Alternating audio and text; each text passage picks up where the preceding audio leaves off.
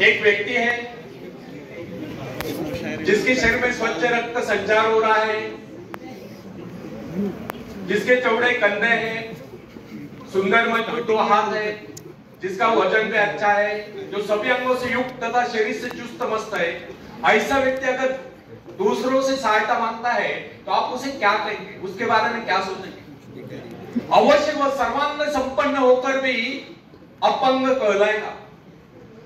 आप ऐसे अपंग मत पड़िए, आप सामर्थ्यवान बनकर दिखाइए, आप ऐसे बनकर दिखाइए कि लोग आपसे सहायता पाने की चेष्टा करें। फ्रेंड्स, क्या आपको पता है कि आप जिन लोगों को जानते हैं उनमें बहुत से ऐसे हैं जिन्हें किसी दूसरों से सहायता की प्रतीक्षा है। सही बात तो यह है कि उनमें से बहुत से लोगों को इस बात का भी पता नहीं कि उन्हें जो सहायता चाहिए वो कहां से मिलने वाली है। फिर भी वे इंतजार करते और सोचते रहते कि बस अब उनका काम बनने वाला है, उन्नति के द्वार खुलने वाले हैं, कोई उनकी मदद के लिए आएगा और उनके सारे कष्ट दूर हो जाएंगे। क्या ऐसा संभव है? वास्तव में कोई किसी की सहायता करता है? ऐसे सोचने वालों ने अपने गिरेबान में झांक कर देखना चाहिए, क्या उन्होंने किसी दूसरों की कितनी सहायता की, उन्होंने आज तक किसकी कितनी मदद की है। क्या कोई ऐसा व्यक्ति है जो कहे कि उन्होंने उसे सहायता की थी इसलिए वो आज उन्नति की चोटी पर है? फ्रेंड्स, यदि आपने या उन्होंने किसी दूसरों की सहायता नहीं की तो फिर किसी दूसरों से सहायता की प्रतीक्षा क्यों? ऐसे लोग केवल अपने भूल के कारण ही आगे बढ़ने से रुक जाते हैं। हर इंसान को चाहिए कि वह केवल अपने सहारे आगे बढ़े, लौटने के रास्ते से मुंह फेर कर बिना किसी के सहारे आगे बढ़ता चाहिए। आत्मनिर्भरता से तो मनुष्य की शक्तियां विराट रूप धारण करके प्रकट होती है। आत्मविश्वास ही सफलता की नींव है। इसी आत्मविश्वास के सहारे हम दूसरों की सहायता करने में सफल हो सकते हैं। फ्रेंड्स, एक बहुत बड़े प्रबंधक का, एडमिनिस्ट्रेटर का कहना है,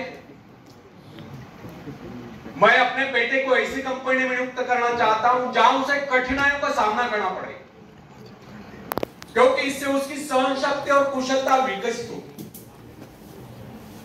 यदि मैं उसे अपनी कंपनी में रखूंगा तो वो मेरे भरोसे बैठा रहेगा, हर निर्णय के लिए वो मेरा मुंह ताकता रहेगा और उसमें ठहरे हुए पानी की तरह सड़ाहट उत्पन्न होगी।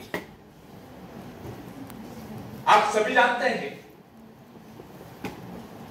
ठहरे हुए पानी पर मच्छर गुनगुनाते हैं, तो बहते हुए पानी पर राजहंस तैरते हैं।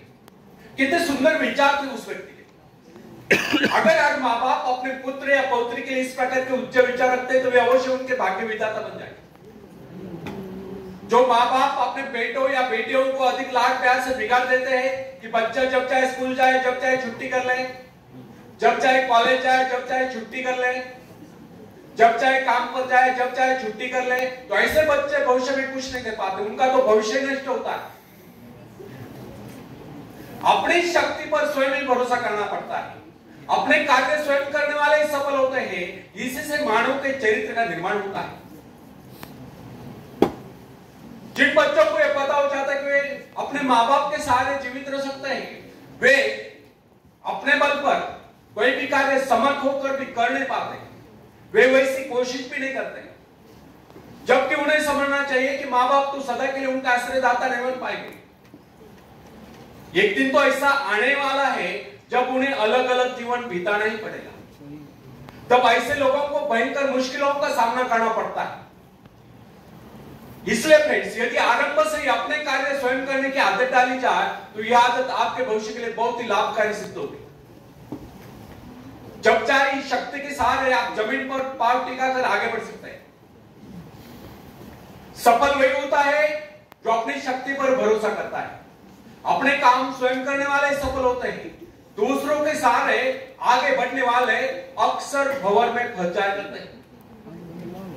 फ्रेंड्स, जिस नाव की पतवार आपके हाथ में नहीं, वह नाव आपको पार कर रहा था, इस बात की क्या गरज है? आपका जीवन तो उसके हाथ में है जिसके हाथ में नाव की पतवार हो। वह चाहे तो आपको डुबो दे, चाहे पार करा दे। फ्रेंड्स, जब नदी में बाढ़ आती है तब जो साहसी है, जिसे अपनी शक्तियों पर पूरा विश्वास है, वह तो तैरकर उस पार चला जाएगा। लेकिन जो डरपोक और कायल है, वह तो बीच मझधार में डूबकर अपनी जान दे देगा। सहायता पाना और सहायता की प्रतीक्षा करना, दोनों ही बातें प्रगति की राह में बाधा है। अतः हर युवक की युवती के लिए आवश्यक है कि वो शुरू से ही अपने काम स्वयं करने की आदत डाल ले।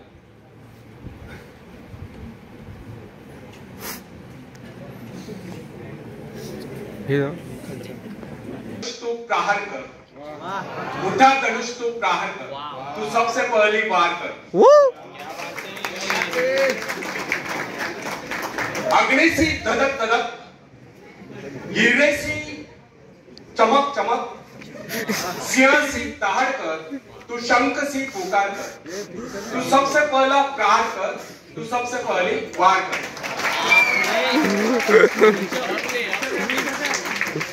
तो फ्रेंड्स, हर युवक या युवती के लिए आवश्यक है कि वो शुरू से ही अपने काम स्वयं करने की आदत डाले। अपने माँ बाप आदि लोगों की शक्ति से विश्वास हटाकर केवल अपनी शक्ति के बल पर आगे बढ़ने की कोशिश करें। जिस क्षण आप बाहरी सहायता लेना बंद कर देंगे, उसी क्षण आपके भीतर आत्मनिर्भरता का अंकुर फूटते हुए महसूस होने लगेगा। स्वयं कार्य करते समय यदि आप असफल भी हो जाते हैं, तो बिना उस असफलता को घबराए तुरंत उस कमी की खोज कीजिए जिसके कारण आपको असफलता मिली। और जैसे आप उस कमी को खोज निकाले, तुरंत उसे दूर करने के प्रयास में जुट जाइए। आपका वास्तविक आदर तभी होगा जब आप एक सफल व्यक्ति के रूप में दुनिया के सामने आओगे। मगर यदि आप एक व्यक्ति के बाद दूसरे व्यक्ति के आगे हाथ फैलाना शुरू कर देंगे, तो लोग आपको मंगता या भिखारी कहेंगे। अतः आपके प्रण कर ले कि आपको केवल अपने भरोसे जीना है, ना कि किसी की दया पर। क्योंकि बाहरी सहायता किसी किसी वक्त ही वरदान सिद्ध होती है, अधिकतर समय यह अभिशाप ही सिद्ध होती है। फ्रेंड्स, बाहरी सहायता मनुष्य की काम करने की गति को मंद करके शरीर में सुस्ती ला देती है। आप ऐसे लोगों से मैत्री कीजिए जो आपको जीवन में आगे बढ़ने की प्रेरणा दे। कुछ लोग एक बाजू या एक पाव वाले होते हैं, फिर भी वे अपनी लगन और अपनी मेहनत से अपनी जीविका चलाते हैं। फिर तो आप तो हट्टे कट्टे फिर आगे बढ़ने की कोशिश आप क्यों नहीं कर सकते? मैं एक ऐसे व्यक्ति को जानता हूं जिसका एक पैर किसी रेल दुर्घटना में कट गया था। उसने कभी किसी भिक्षा नहीं मांगी, किसी दान लेना गवारा नहीं किया, यहाँ तक कि अपने बहन भाई का भी उसने कभी सहारा नहीं लिया। उसने एक छोटा सा धंधा फुटपाथ पर आरंभ किया। शुरू में वो न्यूज़पेपर बेचने लगा, 2 पैसे बचाकर उसने वजन तौलने की मशीन खरीद ली, उस पर अपना पेट पालने लगा। आज वही व्यक्ति उसी फुटपाथ के किनारे एक बहुमंजिला बिल्डिंग में न्यूज़पेपर स्टॉल लगाकर बैठा है, साथ में जेरॉक्स सेंटर भी खोल रखा है, और सुना है आजकल वो मोबाइल शॉपिंग भी चला रहा है। वो स्वाभिमानी था, किससे मदद लेना वो अपना अपमान समझता था। आज वही व्यक्ति उन लोगों को जिनके हाथ पैर सलामत है, ऐसे परिवारजनों को खिलाता पिलाता है, उनकी हर प्रकार की सहायता और मदद करता है। तो इसमें किसी को हैरत न होगी। आज वो दूसरों की सहायता करने योग्य हो चुका है। वो उन लोगों के लिए प्रेरणा स्थान है जो सर्वांग संपन्न होकर भी दूसरों से सहायता पाने की आशा रखता है। फ्रेंड्स, मैं केवल उस विकलांग की बात नहीं करता जिसे मैं जानता हूं। इस संसार में ऐसे बहुत से विकलांग लोग हैं जो अपनी हिम्मत से खुद भी खा रहे हैं और अपने परिवार को भी पाल रहे हैं। ऐसे स्वाभिमानी, मेहनती, आत्मविश्वासी और साहसी लोगों को अपनी जीविका चलाते देखकर हमें स्वयं के विषय में सोचना चाहिए कि क्या हम पूर्णतः स्वस्थ हैं, साथ ही सभी अंगों से युक्त तथा शरीर से चुस्त मस्त होकर भी क्या हम अपने आप को समर्थ समझने का अधिकार रखते हैं? यदि हां, तो फिर किसी दूसरों से सहायता की प्रतीक्षा करो। कोई भी स्वस्थ तथा सर्वांग संपन्न व्यक्ति तब तक अपने आप को समर्थ समझने का अधिकार नहीं रख सकता जब तक वह समझता है कि वह किसी के अधीन है। वास्तविक स्वतंत्रता एक ऐसा उपाय है जिससे मनुष्य की शक्ति दोगुनी जाती है। इस प्रकार की भावना अन्य किसी प्रकार से प्राप्त नहीं होती। जब कोई युवक या युवती अपनी हिम्मत के सहारे किसी व्यापार में उतरता है तो उसके मन में एक श्रेष्ठ भावना अवश्य उत्पन्न होती है। यही भावना उसे प्रसन्नता प्रदान करती है।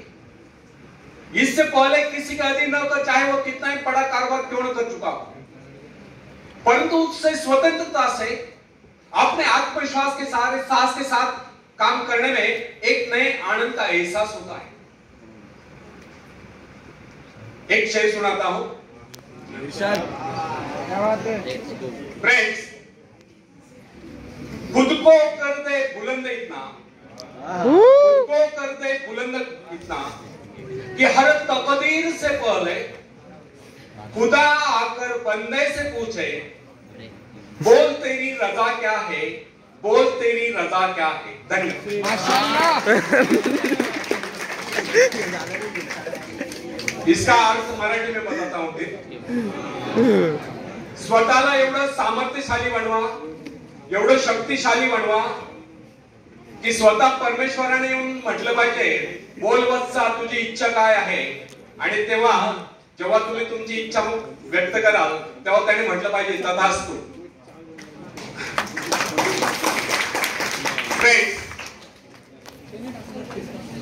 जब सागर शांत हो तो जहाज के चालक को अधिक होशियारी से जहाज चलाने की आवश्यकता नहीं पड़ती। लेकिन जैसे ही तूफान आता है और जहाज डूबने का खतरा पैदा होता है, तब यही चालक या कप्तान अधिक सावधानी बरतना लगता है।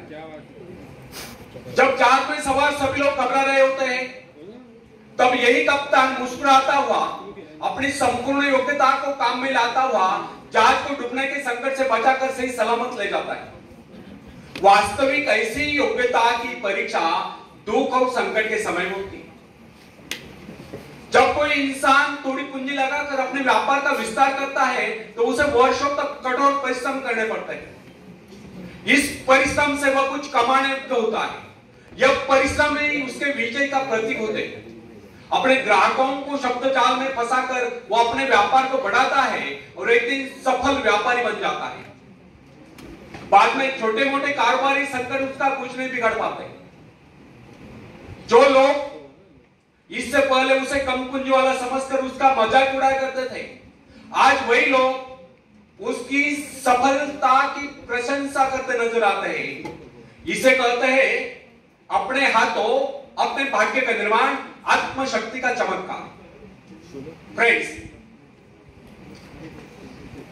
जिसके पास धन की शक्ति हो उसे शिक्षा प्राप्त करके या विद्या प्राप्त करके आत्म विकास करने का अवसर कहां है? वह तो धन की शक्ति पर निर्भर होकर नहीं सोचता रहता मैं चाहूं तो विद्वानों को खरीद सकता हूं।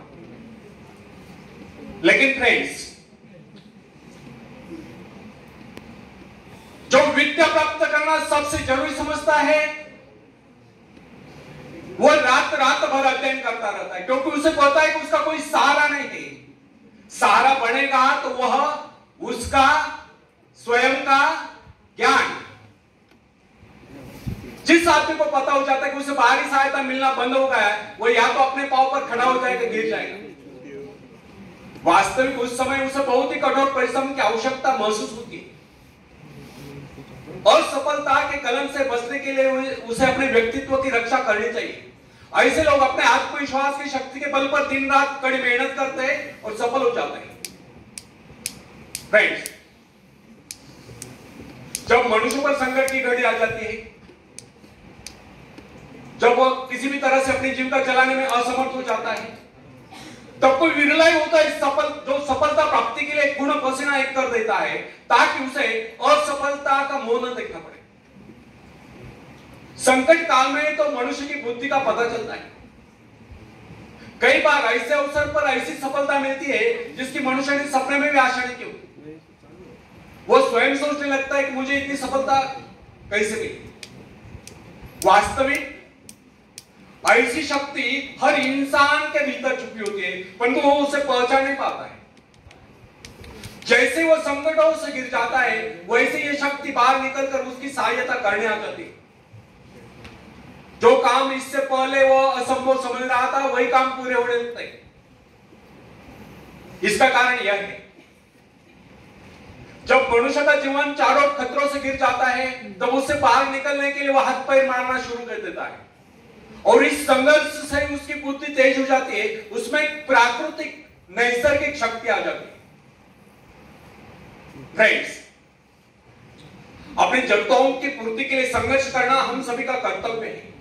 संघर्ष ही तो हमें सफलता मिलती है। जिनमें संघर्ष करने की इच्छा ही न हो वह तो असभ्य जंगलीकरण है। आवश्यकता तथा आवश्यक पदार्थों की दुर्लभता ही सदा से मानव जाति के विकास का कारण है।